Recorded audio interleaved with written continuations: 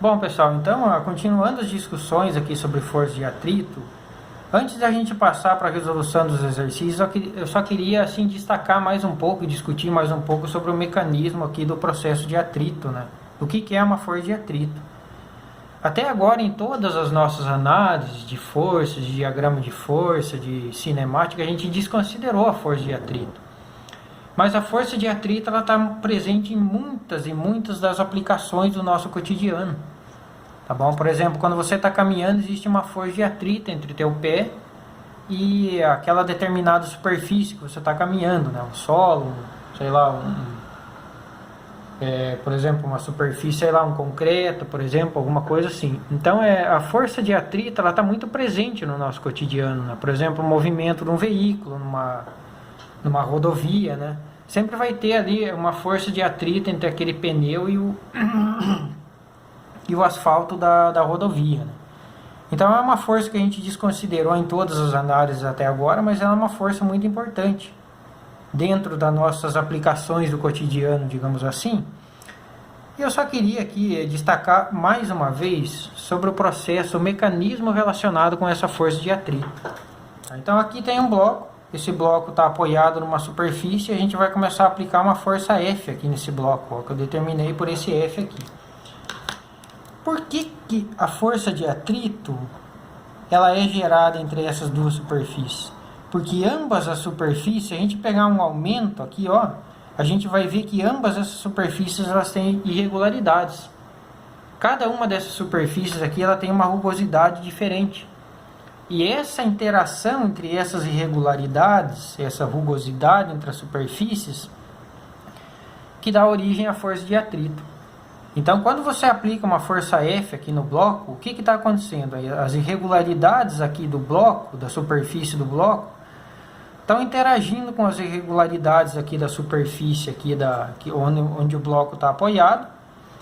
E essa interação vai gerar uma força contrária à força que está sendo aplicada aqui, tá? Isso que é o mecanismo responsável aqui pela geração da força de atrito, tá bom?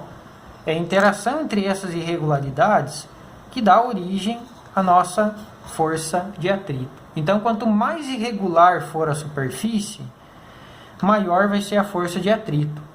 Se você tem uma caixa, você tem que arrastar ela por uma superfície, duas superfícies, por exemplo, uma superfície de concreto e uma lajota. Onde que vai ser mais fácil de você arrastar a caixa? Na superfície com a lajota. Por quê? Porque a lajota tem menos irregularidades do que aquele concreto, do que o concreto. Então, como a lajota tem menos irregularidades, a força de atrito, né, entre, por exemplo, uma caixa e a lajota vai ser muito menor do que a força de atrito entre a mesma caixa e o concreto. E aproveitando que eu dei esse exemplo, eu só gostaria de destacar para vocês que o atrito ele vai depender das superfícies, de ambas as superfícies em que você está analisando. Tá? Então, por exemplo, se eu pegar essa canetinha aqui, né, e colocar ela nessa superfície aqui, ela vai ter um determinado atrito. Tá? Agora, se eu pegar essa mesma caneta aqui e colocar ela em cima da régua aqui e tentar movimentar, o atrito entre ela e a régua é muito menor do que o atrito entre ela e a superfície do papel. Então, sempre que vocês estiverem analisando a força de atrito ela depende de ambas as superfícies, tá bom? Eu não posso falar, por exemplo, que o coeficiente de atrito dessa canetinha aqui é 0,5.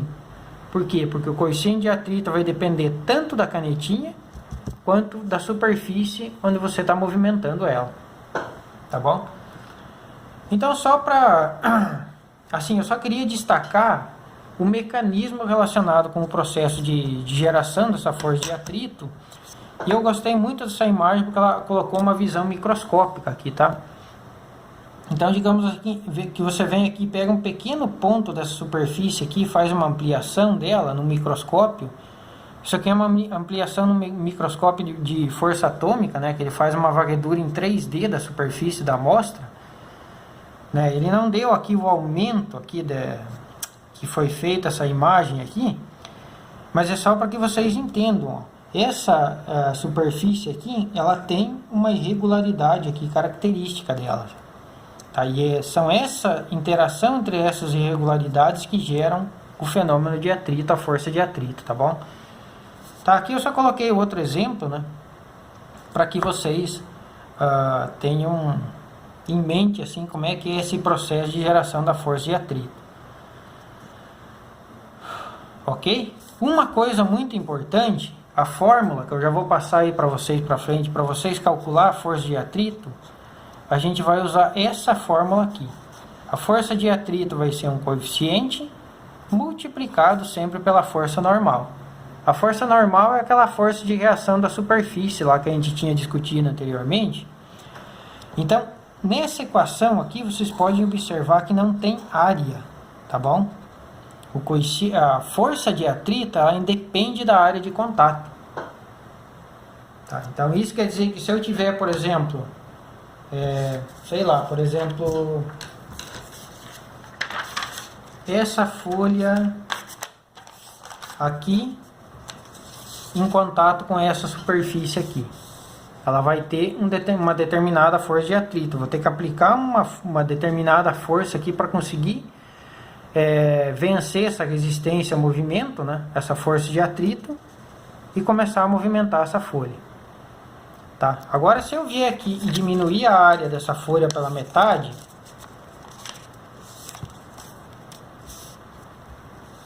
a força de atrito vai continuar exatamente a mesma. Eu vou precisar aplicar a mesma força para conseguir movimentar o objeto. Então, a força de atrito, ela independe da área. E a força de atrito, ela é dividida em duas aqui. Você pode ter uma força de atrito tanto estática quanto dinâmica, ou cinética. Estático é quando você tem algo parado. Bom, deixa eu destacar aqui. Quando o objeto está parado. Então, ele colocou 4 condições só para que vocês entendam o que é uma força de atrito estática e o que é uma força de atrito dinâmica.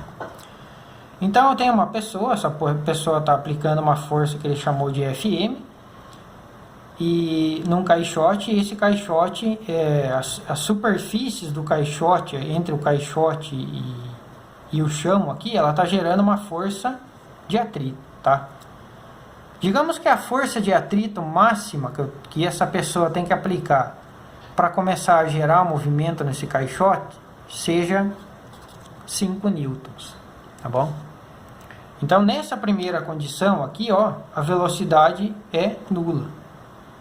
Então, digamos que nessa primeira condição a pessoa aplicou uma força FM de 2 newtons.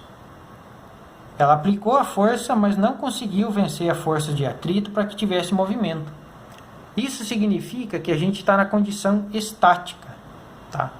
Então, nesse caso, a força de atrito aqui seria igual a 2 newtons. Aí, digamos que ao invés de 2, agora a pessoa não conseguiu arrastar a caixa, ela foi lá e aplicou uma força de 4 newtons. A força mínima que ele precisa para começar a movimentar a caixa é 5 newtons. Então, se ele está aplicando 4 newtons, ainda assim ele não conseguiu vencer a força de atrito aqui, e a caixa vai continuar parada. Então, significa que a força de atrito nesse sistema também é igual a 4 newtons. Tá bom? Agora, digamos que ele aplicou uma força aqui. Quando ele aplicou uma força de 5 newtons, ele começou a movimentar o caixote. Tá? Então, a gente já está saindo aqui do processo estático, que é quando o caixote estava parado, e indo para o processo dinâmico, que é quando o caixote começa a se movimentar. As forças de atrito, quando o caixote está parado e quando ele está em movimento, elas se diferenciam um pouco. Então, nesses 5 newtons aqui, para você calcular essa força de atrito estático máximo, que a gente diz que ele está na iminência de começar o movimento, a gente usa essa relação aqui, ó. A força de atrito aqui vai ser o coeficiente de atrito estático, porque o bloco ainda está parado, né? Multiplicado pela força normal. Aqui ele chamou de F, mas isso aqui é a força normal, tá bom? E quando o bloco está se movimentando, eu também tenho uma força, por mais que o bloco esteja em movimento, a força de atrito ela continua atuando aqui nesse bloco, né? Só que nesse caso aqui a gente está no processo que a gente chama de processo cinético, que é quando o bloco está em movimento. Então, para calcular a força de atrito quando a gente está nesse processo, força de atrito cinético, a gente vai usar essa relação aqui, ó. Coeficiente de atrito cinético multiplicado pela força normal. Tá. Em todos os casos, o exercício sempre vai estar informando para vocês o coeficiente de atrito estático e cinético, tá? Que eles se diferenciam um do outro. Bom, dessa parte inicial que eu queria falar para vocês era isso. Então não esqueçam dessa formulinha aqui para vocês calcular a força de atrito, tá? Força de atrito vai ser sempre um coeficiente, que é o coeficiente de atrito, multiplicado pela força normal. Tá bom? Bom, eu fiz toda essa introdução aqui para que vocês entendessem esse exemplo número 1. Então, nesse exemplo número 1, eu estou falando aqui sobre o que é uma força de atrito estática, sobre o mecanismo relacionado com a força de atrito. Estou dando mais um exemplo aqui para vocês, só para que você fique claro, né, que a partir de agora a gente vai estar trabalhando também com o atrito, né, que eu vou deixar para vocês analisar, tá? Então, esse é o exercício número 1. Eu só estou fazendo algumas afirmações em relação à força de atrito estático, ao mecanismo relacionado com a força de atrito, tá? Na questão número 2, sempre que vocês forem resolver essas questões aqui, de força de atrito, eu vou pedir para que sempre vocês desenhem o sistema e identifiquem todas as forças que estão atuando nesse sistema, né? Então, por exemplo, essa questão aqui tem um homem que está puxando um objeto de 40 kg ao longo de uma calçada plana. Então, eu vou representar aqui, ó, a calçada, vou representar o objeto aqui. Esse objeto tem uma massa M igual a, vou colocar aqui do lado, 40 kg, tá? Aí ele fala assim, ó, então esse homem ele está aplicando uma força F nesse caixote. Digamos que a força F está direcionada para cá. Bom, se eu tenho uma força F sendo aplicada, existe um atrito aqui, né? Além dessa força F, existe uma força que é a força de atrito aqui, que é a força contrária ao movimento desse bloco, que eu vou chamar de FA. Aí é o seguinte, ó. Ele deu que o valor de força que o coeficiente de atrito entre essas duas superfícies aqui, que nesse caso vai ser o cinético, né, porque a caixa está em movimento, vale 0,2. E ele falou que o objeto se move com velocidade constante. Se a velocidade é constante,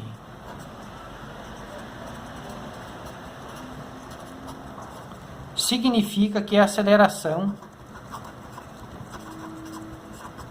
do objeto é nula. Ah, professor, como assim? Não estou lembrado dessa aceleração. Lembra quando eu fazia o exemplo do móvel lá para vocês, se deslocando numa rodovia com velocidade constante? Então imagina que você tem um móvel aqui, ele tem uma velocidade inicial aqui de 80 km por hora, tá? E ele demora um tempo ΔT aqui igual a 5 segundos para percorrer uma determinada distância. Nessa determinada distância, ele vai manter sempre a mesma velocidade. Isso significa a velocidade constante. Então, digamos que a velocidade final dele aqui também vai ser os 80 km por hora. Eu vou calcular a aceleração aqui para esse caso. Ó. Lembra que a aceleração é a taxa de variação da velocidade em função do tempo. Então, por exemplo, aqui vai ser a velocidade final menos a velocidade inicial dividido por ΔT. O ΔT vale 5, tá?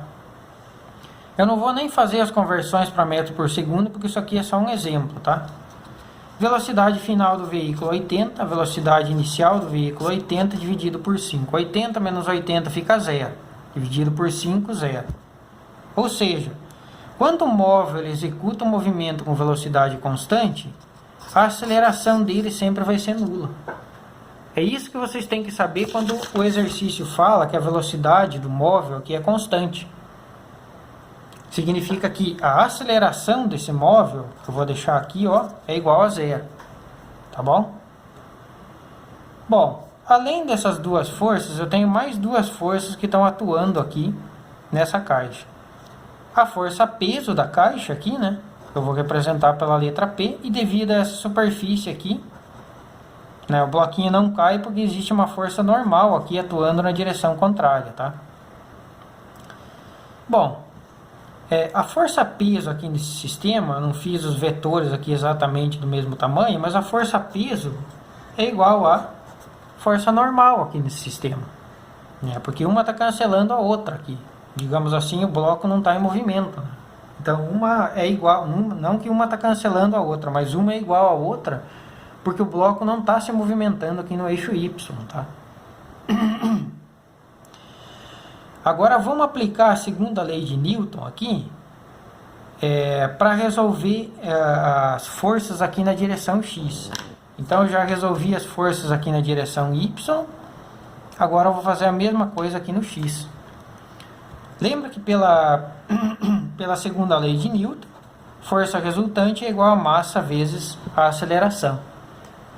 A força resultante aqui vai ser a força que a pessoa está aplicando, menos a força de atrito. Tá bom? Que é igual a massa do bloco, que vale 40, multiplicado pela aceleração. Só que a aceleração aqui a gente já sabe que ela é nula. Então esse cara aqui vai dar zero. Quando eu passo esse FA para cá, eu vou ter que a força que a pessoa está aplicando é igual a força de atrito. Ou seja, uma força está anulando a outra, né? E daí a caixa ela se movimenta com velocidade constante. Então a força que a pessoa está aplicando aqui nessa caixa, ela está sendo suficiente só para que ela consiga manter esse bloco em movimento. Tá bom? Com velocidade constante.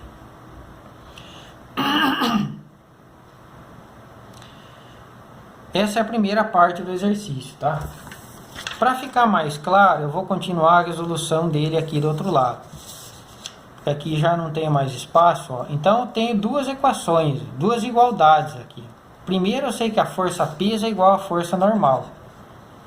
Tá bom? Só que a força peso é a massa da caixa, que é 40, multiplicado pela gravidade, que é 10. Então eu sei que a normal aqui vale 400 newtons, tá bom? Dessa segunda equação, eu sei que a força que o homem está aplicando é igual à força de atrito. Só que lembra da fórmula da força de atrito, que a força de atrito é igual ao coeficiente de atrito cinético, nesse caso, multiplicado pela normal. Então, a força que o homem está aplicando vai ser igual ao coeficiente de atrito cinético, multiplicado pela força normal.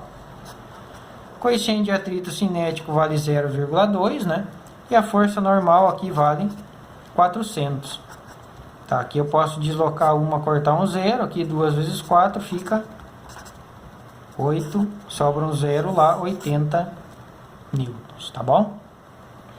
Eu resolvi esse exercício número 2 aqui para vocês, porque o número 2 ele é muito parecido com o exercício número 5 também. Só que nesse exercício número 5 eu tenho uma determinada aceleração aqui no móvel.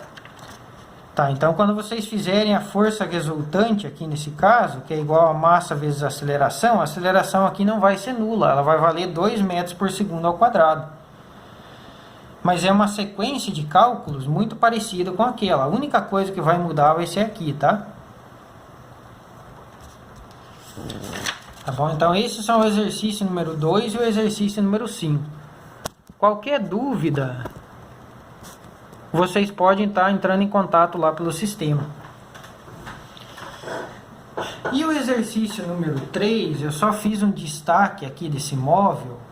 Ele também falou que o móvel está com uma velocidade constante. Aqui vocês não vão fazer nenhuma... Ele deu um monte de valor, aqui vocês não precisam fazer uma conta. É só análise física do exercício. Então lembra que agora a gente está considerando a força de atrito no movimento do veículo, tá? Então eu representei aqui esse veículo, ele está andando com uma velocidade v constante.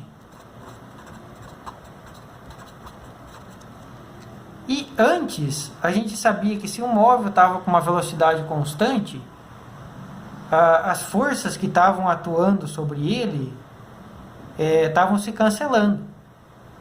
Tá bom? Ou seja, a força que estava atuando sobre o móvel era nula, o que implica uma aceleração nula também, e o móvel se movimentando com velocidade constante. Tá? Só que antes a gente não estava considerando o atrito, agora a gente tem que considerar o atrito. Tá?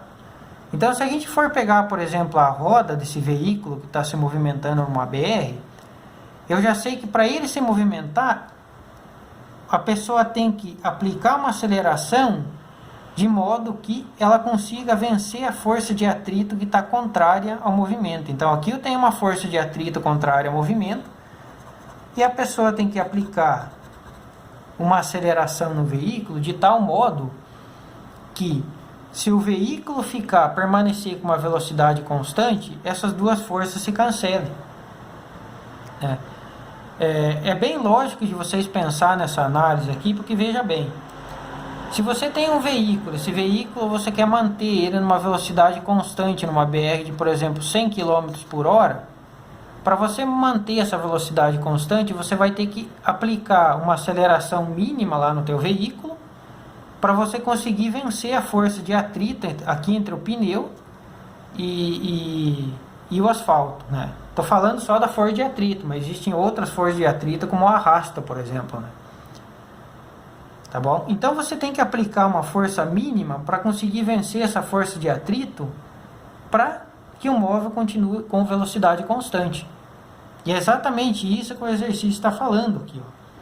Então, aqui nesse caso, a gente está aplicando duas forças. A gente tem duas forças envolvidas nesse sistema, né? Uma delas é a força de atrito e a outra é a força F, que é proporcionada lá pelo torque do movimento do pneu do veículo, tá bom?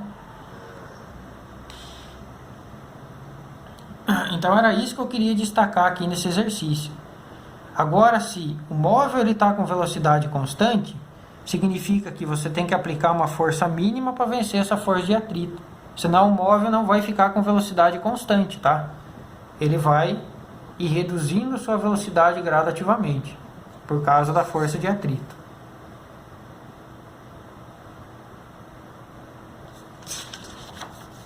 Questão número 4, como eu falei para vocês. Sempre que vocês forem resolver esse tipo de exercício aqui, eu sugiro que vocês sempre montem o diagrama de forças do sistema, né? Então, por exemplo, aqui ele fala assim, ó, na número 4, o coeficiente de atrito estático entre o bloco e a parede aqui, na figura vale 0,5. E ele deu mais um dado, que ele falou que o bloco tem um peso P igual a 100 newtons. Aí ele fala assim, ó, o menor valor da força F para que o bloco permaneça em repouso é... O que está acontecendo aqui nesse sistema? Essa pessoa aqui, ela está aplicando uma força F nesse bloco, e ela tem que aplicar essa força de tal maneira que o bloco não desça aqui. Qual que é a força que ela tem que aplicar aqui? Essa aqui é a questão. Então vejam bem, é uma análise que a gente tem que saber identificar as forças aqui. Quando a pessoa aplica essa força F aqui no bloco, o bloco vai interagir com essa superfície aqui e vai ter uma força normal, que é a força de reação aqui dessa superfície. Então, ó, além dessa força F que está sendo aplicada aqui no bloco, eu tenho a força normal, que é a força de reação lá da superfície, né? O bloco não afunda na superfície porque a superfície gera essa força normal aqui no bloco. Existe movimento aqui na direção horizontal aqui? Não. Então significa que a força normal está se igualando à força F que a pessoa está aplicando ali no bloco. Agora vamos analisar aqui no eixo Y. Bom, eu já sei que eu tenho a força peso aqui da caixa. E ele falou que a força peso vale 100 newtons. Além da força peso, o bloco aqui ele não desce para baixo, porque existe uma força, desce para baixo é boa, né? Porque existe uma força de atrito aqui, que está contrário ao movimento entre a superfície do bloco e a superfície aqui onde que essa pessoa está encostando esse bloco. O bloco está se movimentando aqui nessa direção Y? Também não, porque ele quer que o bloco permaneça em repouso. Então significa que a força de atrito tem que ser igual a força-peso. Tá bom? Só que lembra que a força de atrito é igual ao coeficiente de atrito estático multiplicado pela força normal, que vai ser igual à força-peso. Tá? Bom, está praticamente resolvido o exercício. Ó. O coeficiente de atrito estático ele deu, a força-peso ele deu. Com esses dois valores aqui, você consegue obter essa força normal aqui. E a força normal é igual à força F que a pessoa está aplicando. Tá? Então eu já montei a resolução, a sequência de cálculos. A número 5 eu vou deixar para vocês como um desafio, para vocês resolverem. Tá? Mas ela é muito parecida com a questão número 1 que eu desenvolvi lá para vocês no início. E a questão número 6... eu não pontuei ela. Vocês podem observar que essa questão número 6 é uma questão do Enem, que eu não pontuei ela. Eu estou colocando só como uma questão de desafio para vocês, né? Porque assim, nessa questão aqui, a gente está relembrando várias definições, assim, do que é, por exemplo, de como que faz uma conversão de velocidade, de como que aplica lá uma equação de Torricelli. Então é muito importante para quem pretende fazer um Enem lá no terceiro ano, que vocês aprendam a analisar esse tipo de questão aqui. E também essa questão aqui ela mostra uma das aplicações aqui da força de atrito, tá?